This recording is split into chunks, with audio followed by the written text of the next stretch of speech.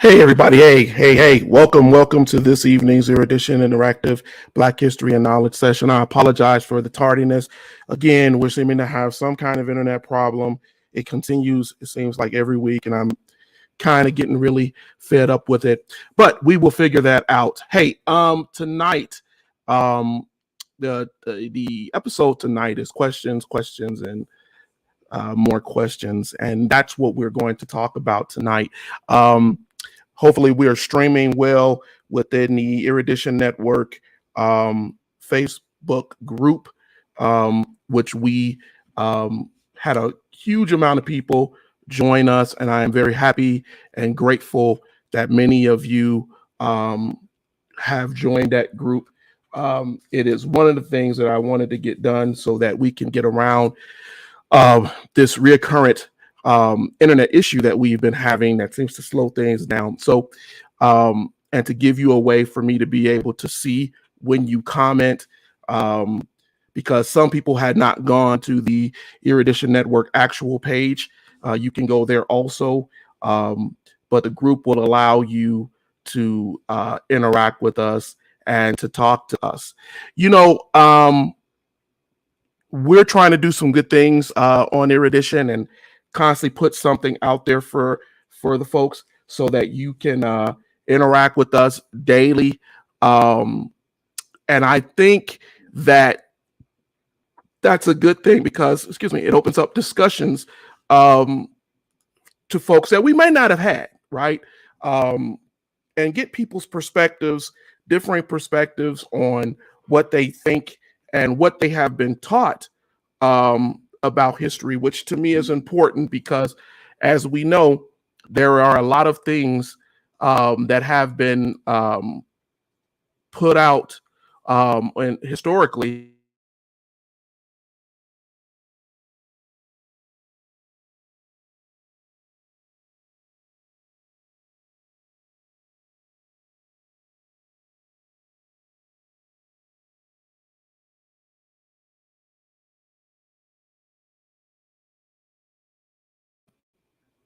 All right. Again, I apologize. I don't know. It seems like every Thursday we're having these issues.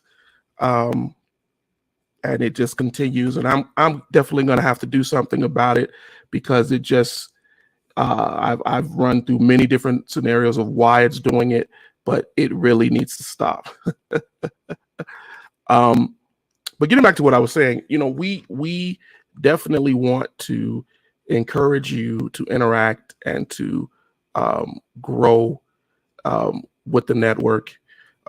It's something that we really need to do as we push history. All right, so I was trying to give time for folks to get up in here like we usually do. We always want to encourage folks to get in and start asking questions, or at least let us know you're here, you're watching, so that Sorry about that. Got a message that kind of shocked me a little bit. Wow.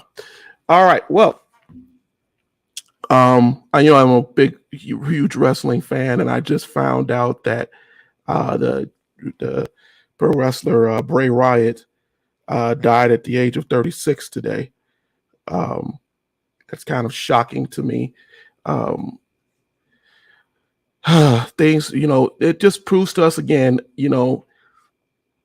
tomorrow is not promised to anyone. And so we have to make sure that we utilize everything that we can every day to meet our goals and our purposes here on this planet. Again, hi, Sister Regina. Good to see you. Good to see you. I apologize if we seem to go in and out. I don't know. Something's going on with us tonight with our internet. So please bear with us. If you see me gone for a while, I'm probably not gone. I'm probably just as frustrated in the background, trying to figure this thing out.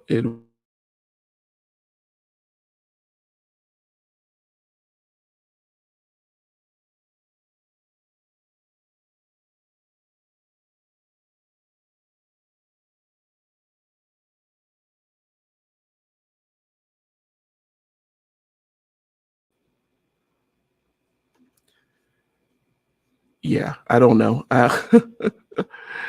Yeah, it's to continue to be happening. Anyway, uh, I want to get into this lesson, these things tonight, regardless of whatever is going on with this internet, um, because I think that some of these things need to be covered. So we had a lot of questions that came in this week through the interactive, and I think it's because people started the group, started to join the group, and I really appreciate that, as I said. But we started to get questions in, and I wanted to address some of those questions tonight, and get into the subjects that they brought up, because I thought some of them were very interesting questions, that, you know, do need to be um, addressed.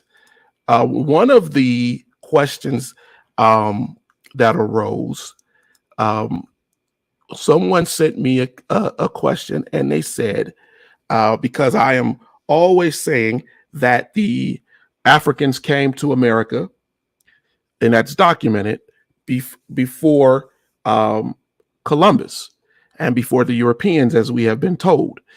And someone said, you know, you keep saying that the Africans came before the Europeans. So why didn't the early African explorers infect the indigenous people with diseases like the Europeans? And before I came on, I saw that I asked, it's funny because I asked my sons and my wife this question too, to get their take on it. Um, and there is parts of that. I think Pastor Razor was on, and he made a comment that it is because of the desire of the Europeans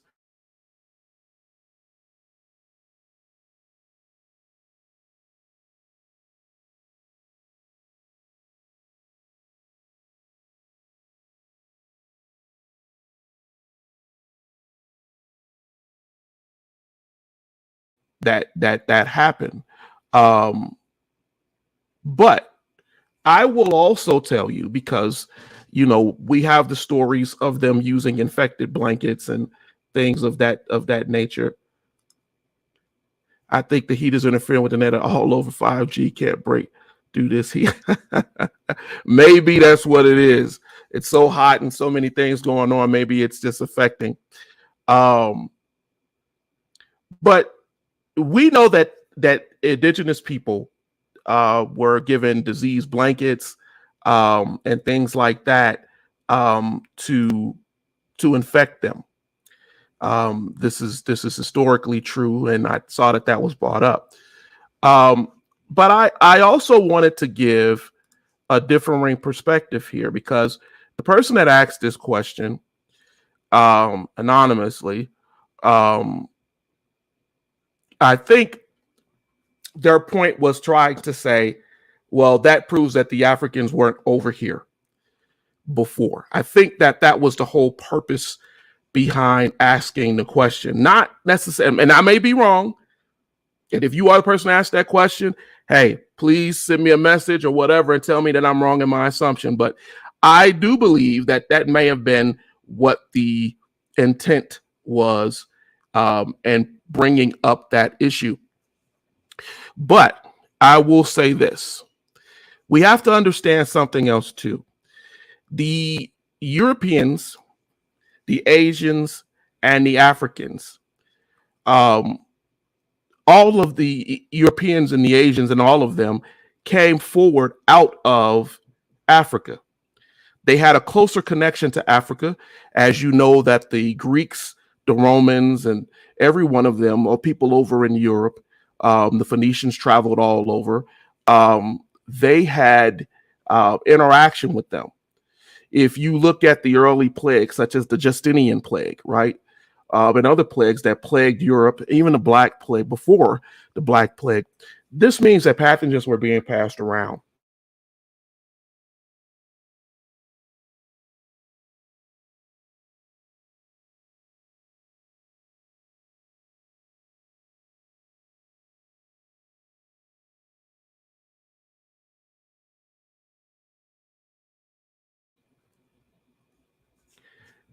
If I drop off, you all, please let me know.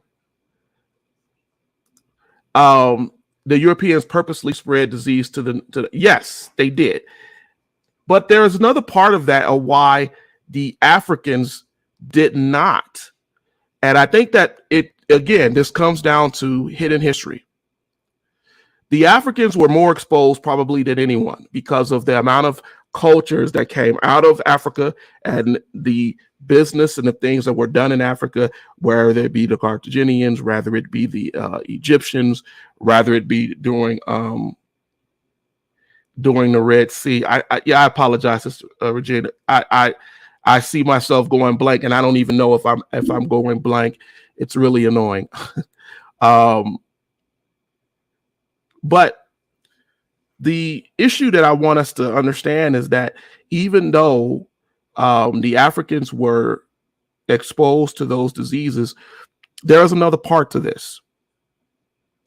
There's another part to this.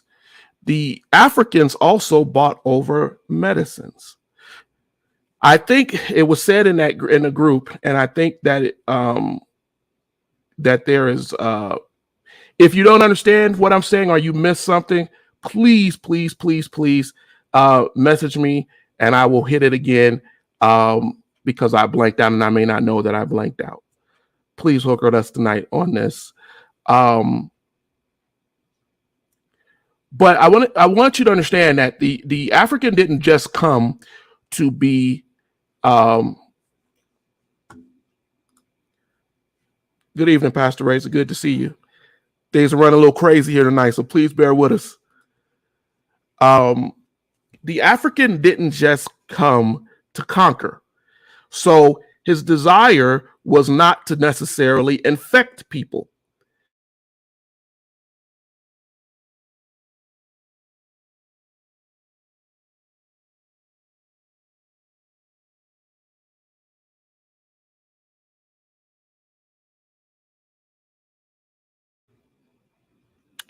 The African also bought over medicinal plants and herbs and things of that nature to help to make sure that they if there were diseases that they help. Now we know this to be a fact because if you look at some of the herbs, balms, and things that were used by indigenous people, you will find that many of them are very closely related to what was used in Africa.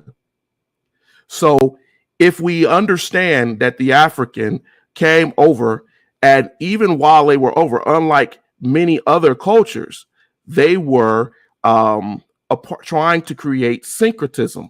They were not trying to take away from the cultures of the indigenous people over here.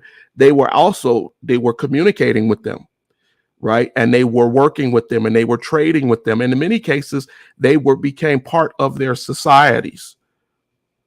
And because of this syncretism, this coming together, not taking away, it became cross-cultural. And so the science-based medicine that we see today, that many of it has a European 18th century background and 19th century background, before all of that, the African was bringing over remedies and recipes. And you may hear about this even in the enslaved culture, right? Pokeweed, Jimson weed, sassafras, right? Sassafras juice, which is basically a root tea, right? And it was designed to be a blood cleaner, right? Jimson weed, right? That helped to bring down swelling, right? We've done shows talking about this, right? Mayapples, red peppers, different things to fight diseases. As a matter of fact, I told you once before that the slaves made a ginger concoction at the beginning of every winter. And then during the changes of season, that the slave owners allowed them to take because they found that it invigorated and it kept down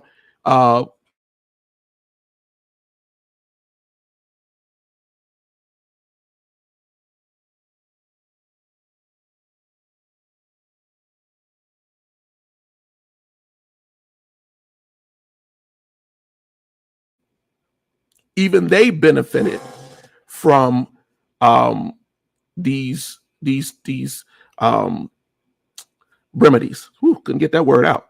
And recipes. So I think when we ask that question, why did the indigenous not succumb to those illnesses like that? We have to add in that fact. We have to add in that fact that I realize, I apologize you all tonight. I don't know what's going on. We've tried. That's why I came on a little late, trying to fix it and trying to figure out why we're going in and out like we're going in and out. And I really apologize. We're really trying to figure this thing out because it's becoming a hindrance to doing this program for you all during the week. I see it during Tina's show, during the boys' show, but I really see it on Thursdays where we're just completely blanking out, and we need to figure out why that's happening, and we're trying to.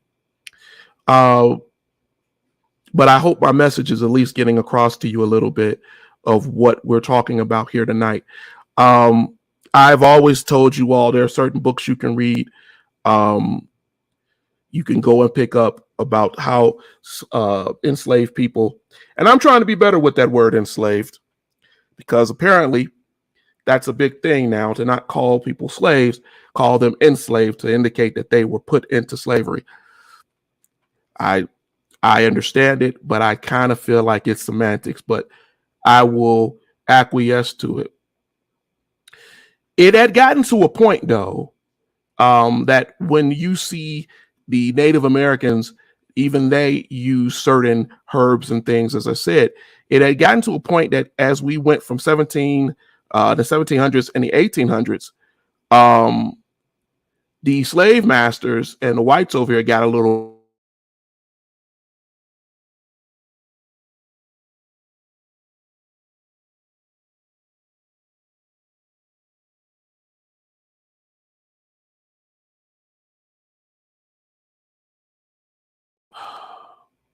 They found that a lot of the people who, the slaves who were creating these remedies, they were afraid that they would poison them. And so in order to stop the idea of being poisoned, what they did was they put in laws to suggest that Native Americans and enslaved blacks could not administer remedies, which is funny because if you watch or watch any old movies, they show the medicine man, the potion guy, traveling through towns, taking these potions and giving folks things to cure up disease and things like that, that they had taken from natives and blacks. It was perfectly fine for them to give you some kind of toxin that could make you sick and probably kill you, but it was not okay for you to take actual things that could actually help you because it came out of a black or red hand. So yeah, it is a very crazy history. But I wanted to answer that question tonight about why the African snake oil salesmen. You're absolutely right. Snake oil salesman. But I wanted to talk about that tonight because I thought that question was such a good question. Why did the African not succumb to European diseases, and why did the Native American?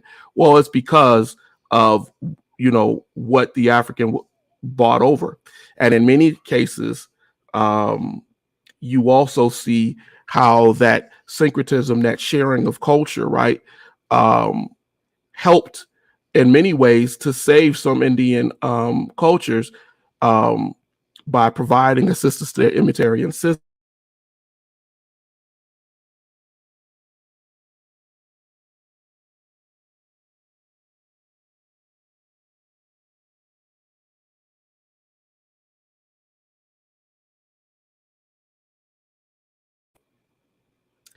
Would come over and they would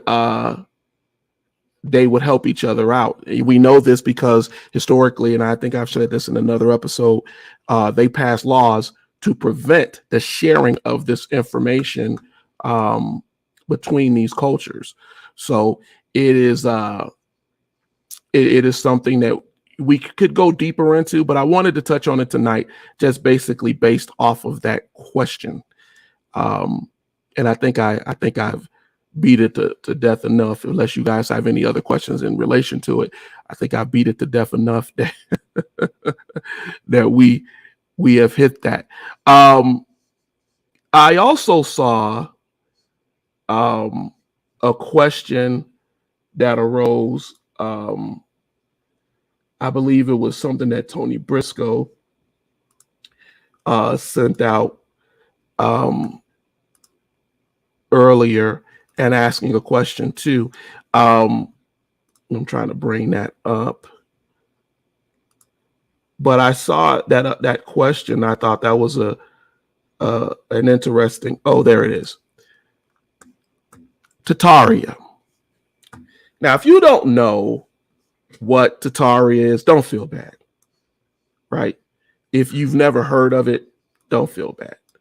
I think some of the people who are talking about it, they found it or heard about it in some strange way, and they decided that they wanted to bring it up. And what this was in relation to, I saw Tony Briscoe had posted that someone on YouTube, please forgive me for my thing over here, but Tony Briscoe had put a thing talking about how a person on YouTube was suggesting that the Moors had built the Great Wall of China. Now, again,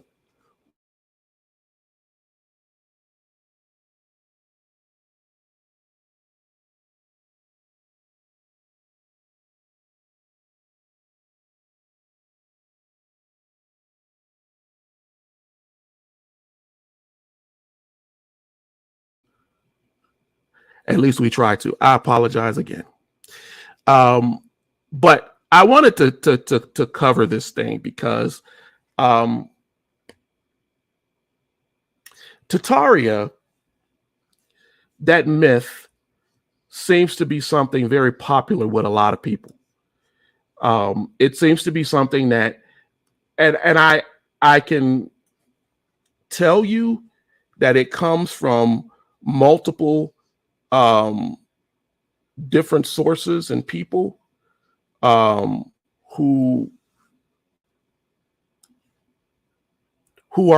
are playing into this myth that this thing is real.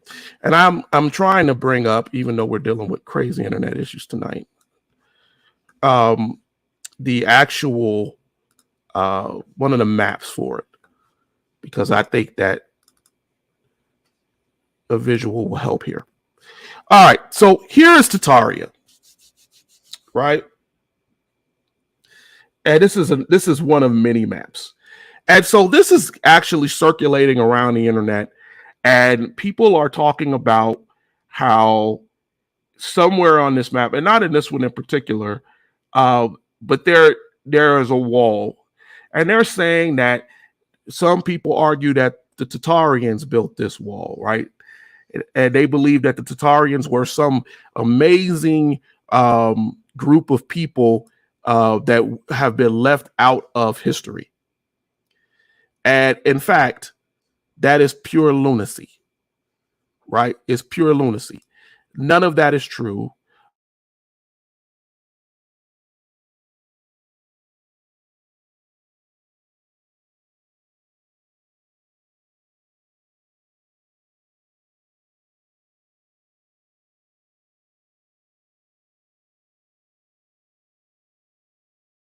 Where there really should not be any fallacy. And so I don't want us to go down this path. The name Tatari or Tataria, or however you want to pronounce it, right, is a blanket term. It was put on maps because there was no exposure to some of these areas during the time of these cartographers and geographers. And so what they did was They just basically called this, they came up with a generic term and they called it Tataria, right? Now, this originates somewhere around the 18th century, right? So it's not something that is ancient or whatever, but it is because when they didn't have knowledge of these people, they just labeled it, right? These are Tatarians, these are Tatarian people, and they grouped them into a collective. The problem with this is that because we don't understand that, we are falling into a trap of calling someplace, right, in something and creating a history. Now, getting back to the Great Wall of China, and you say, well, why are we talking about that? Because here's the issue. The Moors did a lot of great things in Europe. They did a lot of great things, but let's not falsify some of the things that they did by adding a history that is non-existent. Let's be factual in what we're talking about, right? The Great Wall of China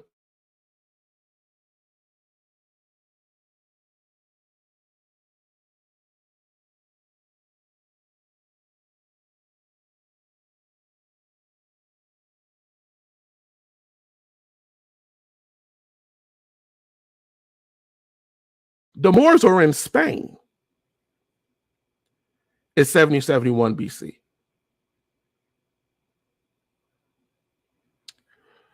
I think we need, I'm sorry, CE. I think we need to understand the differences in time. And if we understand the differences in time, we start to understand that some of these things don't make sense. We start to realize that on the timeline, they don't make sense.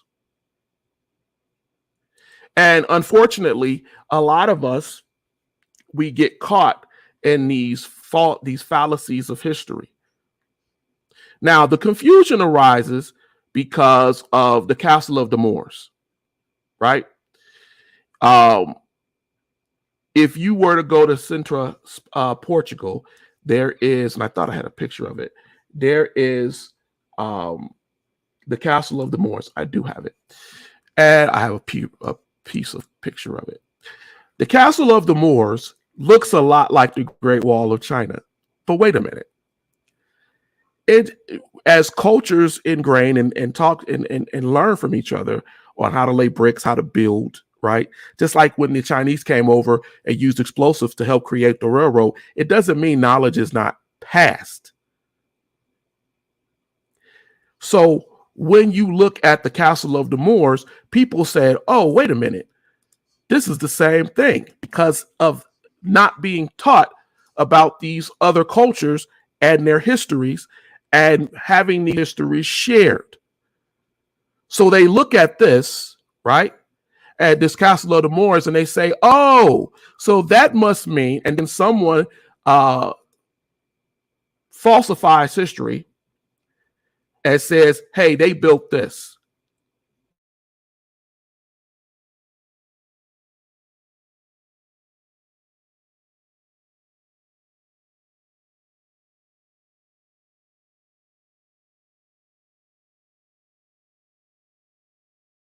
Built on a hill. And so there is this idea of combining things and adding things and making things to be putting them together when they really aren't together. The Castle dos Moros is not a part of the Great Wall of China. They are so far away from each other that it doesn't even make any sense either. But if you were to go on YouTube, that's what you would see. People making a connection based off of what someone said and not any architectural or scientific study, just adding things together that don't often make any sense. And so I wanted to answer that because Tony Briscoe put that question out earlier tonight, and I thought that would be something really good to talk about because it showcases again where we are and where we are in history and how we keep getting confused on what things are. There is a great map that I bought up. I pulled up today after I saw his question. I think I pulled it off of I want to say a site in London, but they go really in depth to show you what Mongolia is, how the wall is laid out, how currently how the tourism works, and how big the wall actually is, and even give you all of the breakdown of how and when this wall was built in pieces. It wasn't built at one time. So again, anything in Mongolia and Russia, they called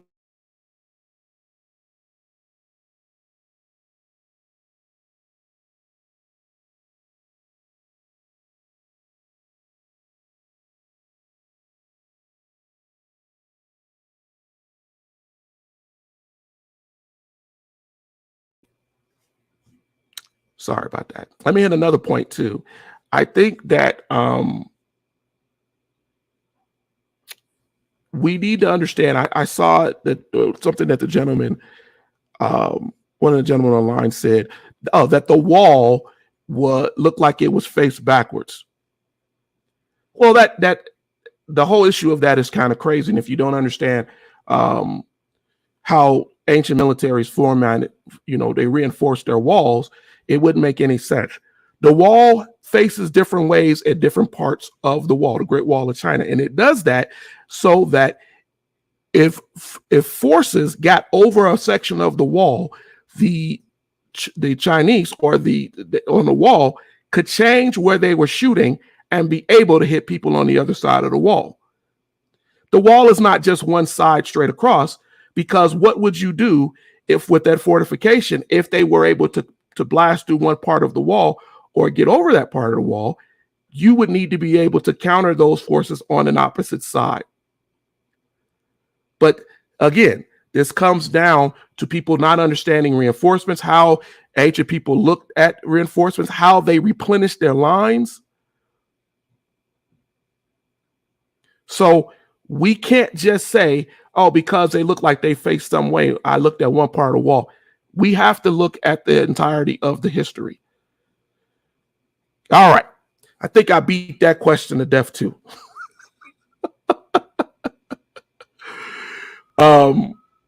But I wanted to talk about these things because as they come up in our discussions in this group, hey, I encourage you to ask questions. Ask questions.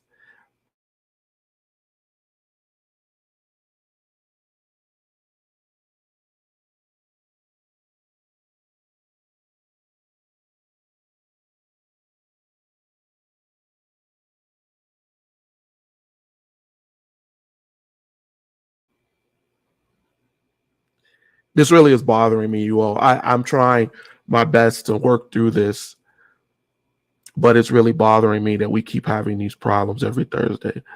I'm gonna have to do something, but because the whole purpose is instruction and teaching, and I do agree that there is a lot going on weather-wise and things like that, but this is really gotten to be a reoccurring thing, and it bothers me that we just keep dropping in and out every Thursday. So I'm gonna keep trying to fight through it and give you what I have tonight. I wanted to talk about something else too, right? Because I said this session is questions and questions and questions and questions, because we got so many questions in and so many things that I saw that I thought should be discussed, that I thought were really good points that people were making and things that I was seeing this week. So I wanted in this last 25 minutes or so, I want to talk about African religion in America. I want to talk about where we are, who we are, and how we got here. And I'm not going to spend a lot of time on it, but I want us to do this. I saw the other day, Pastor Razor, I think he was with us tonight, but I saw the other day talking about Charles Colchop Jones. And one of the things that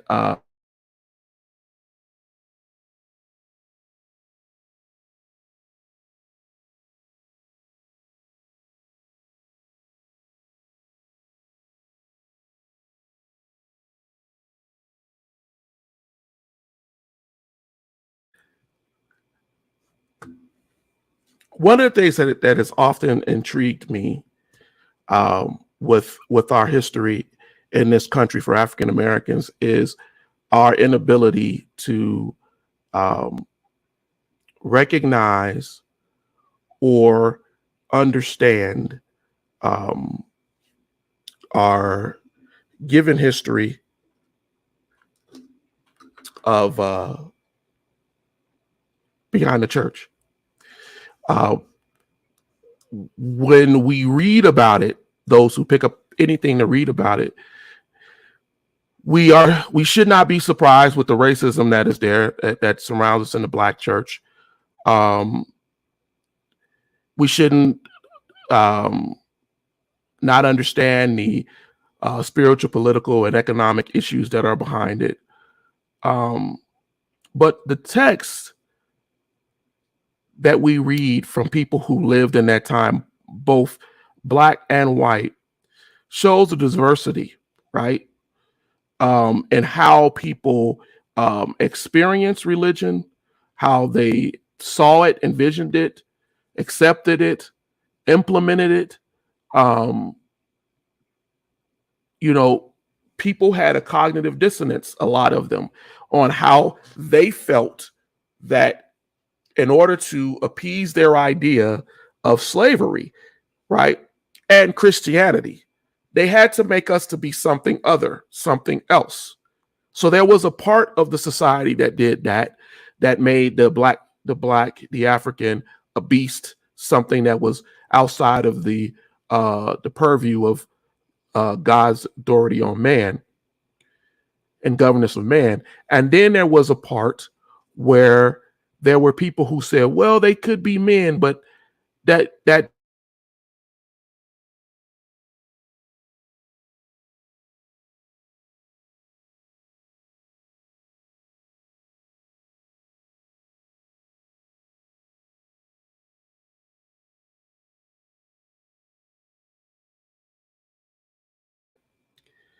and obviously when we look at those parts, we start to see diverse problems. When you look at the church during slavery, we can verifiably say that even though America found itself in the early 1700s and to mid 1700s, calling itself going through an awakening, what was really going on is people were trying to find a way to justify the enslavement of Blacks. And by, I'd say, 1815, by 1810, the slave trade was becoming illegal and bringing slaves from from England and different things like that, because other countries made slave trade illegal. And because of that come to an end, America had to populate its numbers by the people on the plantations. And in order to do that, they had to come up with a system of controls. They had to come up with a system of controls. It wasn't that the religion was given to the African. The African knew of the Hebrew and the Israel, the religion of the Jews. That wasn't the issue.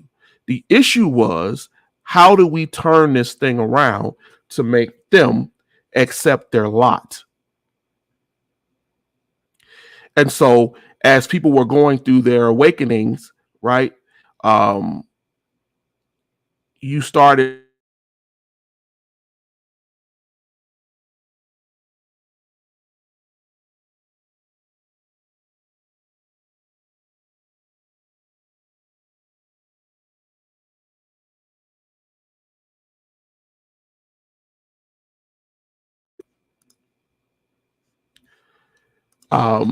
As these different entities started to rise in the country, there had to be a way of making this work.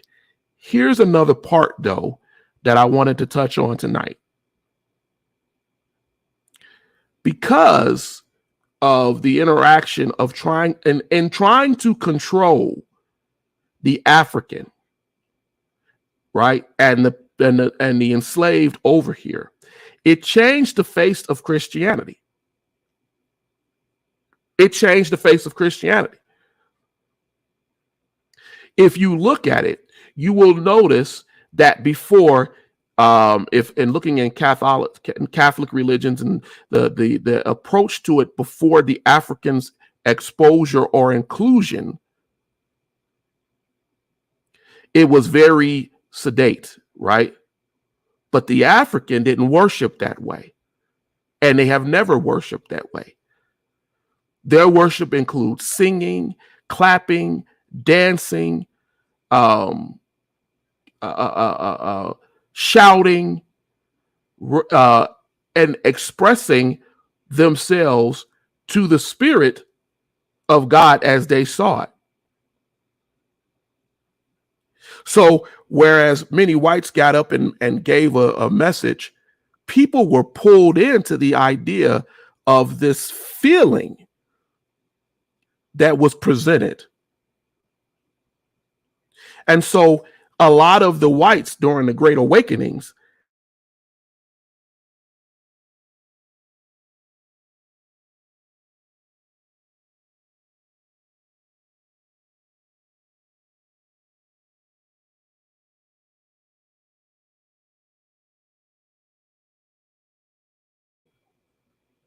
in those days of the awakening, this stuff was promoted, and it changed how religion was done in this country.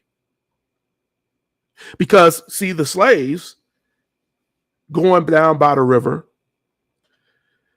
that invisible worship that they had been doing even before they were allowed to come into the churches or they were given the slave Bibles, they had signals, passwords, they had ways of communicating to each other, and they would go down to the river. They would go down to what they called the hush harbors, the silent fields, where they could freely praise God with their own rhythms, their own singing, and their own ways of belief. And it was all Christianity. I see a lot of people online who say, no, the white man gave black people God. That is the dumbest thing I've ever heard. But what we know is that they changed the way of worship. They created spirituals that had meanings that were both biblical and social. They sang in the fields. They sang in the slave quarters. They beat drums. They signaled themselves, and they worshiped in a way that was different. I state this because even Frederick Douglass, in the autobiography of Frederick Douglass, talks about him missing the sounds of his people.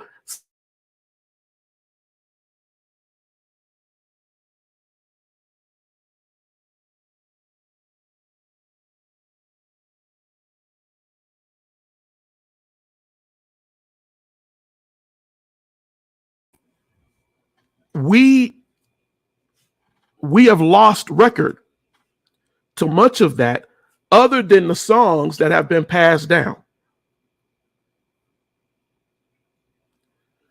Other than the songs that have been passed down. And so a lot of times the music that we hear, it has been lost to us. The message that was kind of behind it. Right? And so it was a way to send messages. It was a way for us for our ancestors to feel included, to be together. They chanted their sermons. Yes. They were rhythmic. The way you see preachers huffing with their voice, some of that has a historical background. I state all this tonight because when we don't read about the Black church, I believe that as a person who preaches in a Black church, who goes to a Black church, you should understand its history. You should understand its history. Some of the largest parts of revolt happened because of exposure in the Black church. Because people understood, like Nat Turner, that they had lied to them about freedom.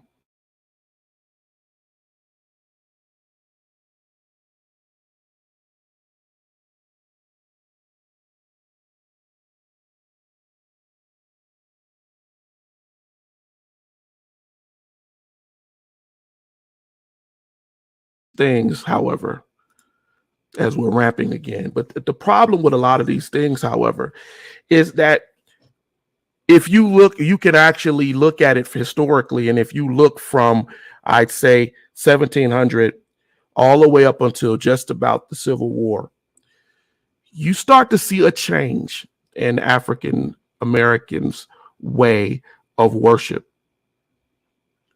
Up until praying just before the Emancipation Proclamation, African Americans were very religious, very dedicated to how they worshiped and singing in the fields and going to God.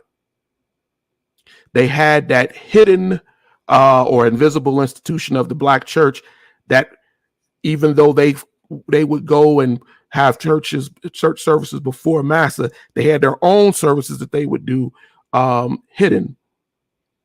But after freedom, what happened was many of the leaders of these churches, right? One in particular, Daniel Payne, they established missions and things and Southern counterparts in the South. And from about 1865 to early 1900s, they started to take on what can be considered a white approach, right? Congregational, Presbyterian, apostolic approach to the church that was more in line with what they saw white brethren do. And also more in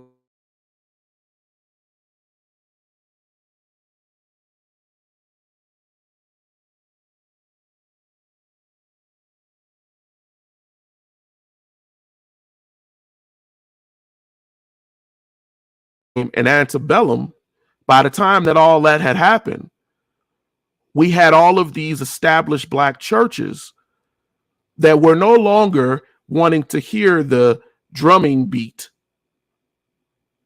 right? That no longer wanted to see the dancing and the moaning, right? They saw those people as heathens and they wrote about it. They wanted to be more like their white brethren who they would interact with. And so they started to remove some of those things. Now, if we don't get that part of the history,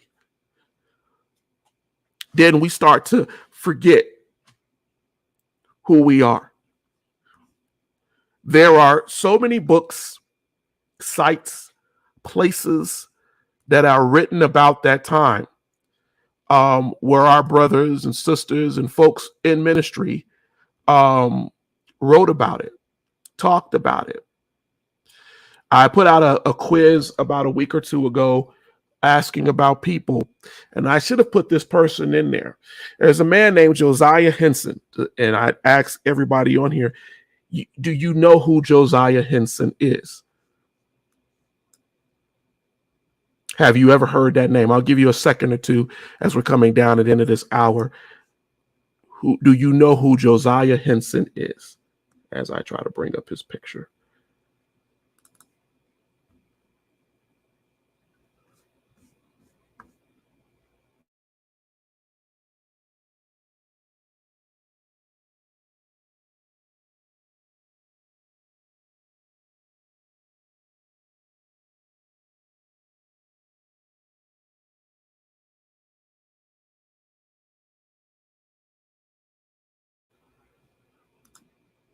All right.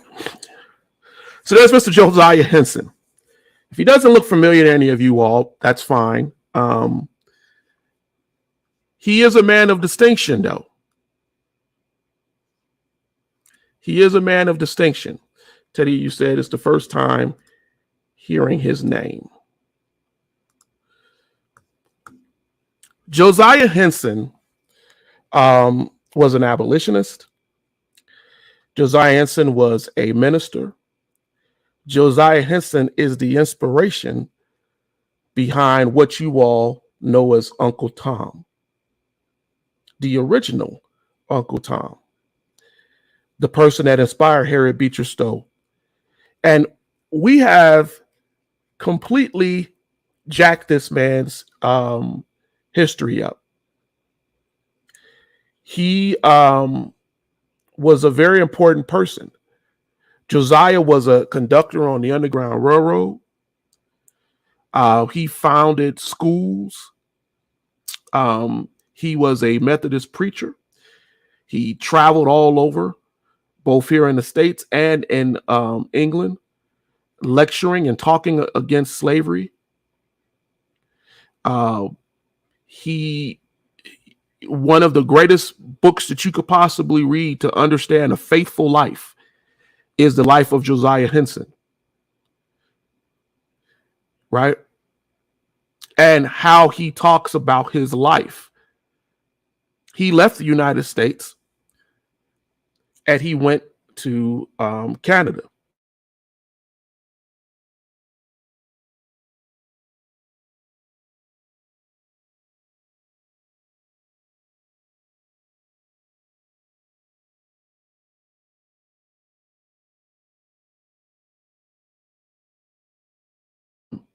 Is a slave in that story. And a lot of people, it gets me because a lot of folks have never read Uncle Tom's Cabin. Uncle Tom was a slave that had been sold a lot of times. He endured a lot of physical abuse, and he went through a lot. But he's presented in that book as a person of long-suffering Christian faith. And he remained steadfast to God. She was inspired to write that character based off of Josiah. Because despite everything he went through, he never lost his joy. He never lost his faith. And if you read his biography, which I will drop it in the chat, you will start to see from his own narrative what he had to go through and how that was inspired. But to show you the trick of the enemy and the trick of what goes on in this country, his name is forever put aside as somebody who is a sellout, who doesn't help their people. Uncle Tom dies in the book.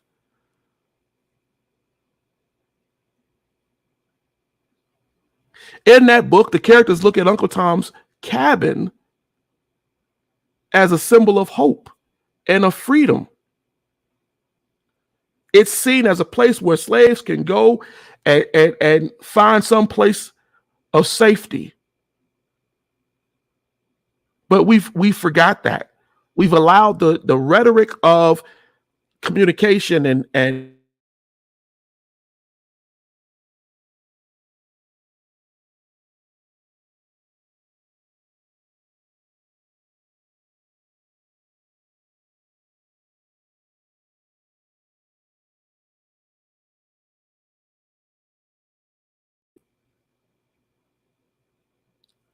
is based on a man who we have forgotten in history, whose only goal was to help his people because he believed God called him to do that.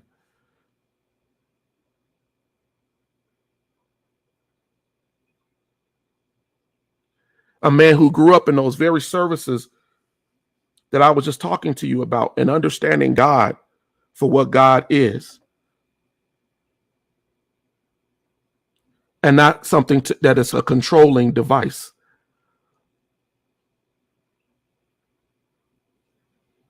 I know tonight was painful, and I apologize, but I thank you all who stuck with me. We're trying to do a lot with Erudition. The testimony is not fully out for everybody to know, but this has been a very challenging endeavor. It's been a challenging endeavor. Trying to do this every week, and soon people will know, but it's just a lot. But the whole thing is, I take so much joy in the fact of what we're able to do and what we're able to cover. Please continue with your questions. Please continue to go into that group, invite people to go to the Erudition group on Facebook. Drop questions to us. Let's grow this network.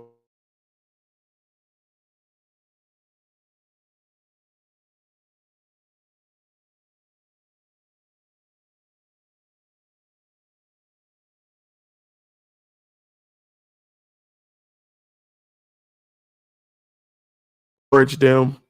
If you have children who need homework help, drop the questions in there for them, or they're old enough to be on Facebook or whatever, they can join that group, drop their questions, and we can give them some historical perspective and places to go for their class assignments and their understanding. We want our young people to participate as we go through this situation right now in America, where some don't want to teach history, not just Black history, history. And so we want to make sure we make a place available where our young people can go to and get that assistance and get that help. No question is ignorant. No question is stupid. Everything that we talk about in that group should have some significance, because it's somebody asking something that they don't know. And I would prefer that they would come to that group as opposed to talking about Tataria and different places like we talked about tonight, where people are making up history to fit whatever narrative appeals to them. And bring some things to challenge that. Bring some things that we could discuss to say, hey, that's not real. That's false. So that we can answer those things and we can talk about them as a community, as a group, white, Black, whatever. That's how we grow. That's how we grow in our knowledge. That's how we grow in our understanding. Because I think that we're failing to do that in some places, and it's hurting us. I'm going to drop that book in here for you.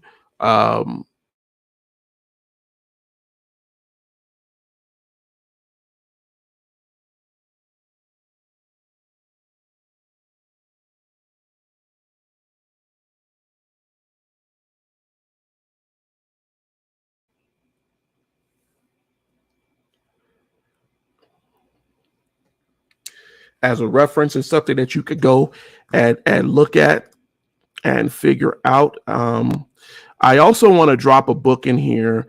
We talked tonight a little bit tonight about slave medicine again.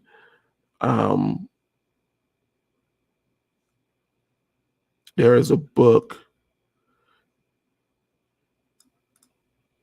called The Plantation Mistress.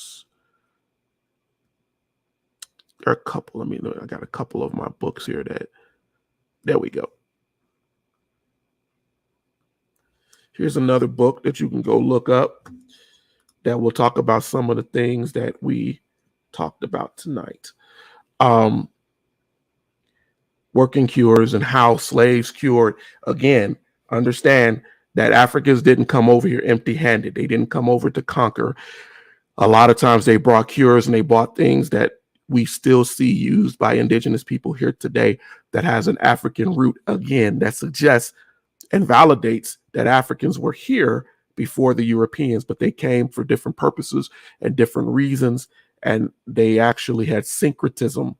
That's the word, syncretism, with their brethren, not to try to rule over them, but to grow with them. This is why a lot of African explorers who came over, I talked to you guys about Estevanico and different others, they were accepted as they went even further north into the Americas from the islands, from Hispaniola, as they went up with the Spanish.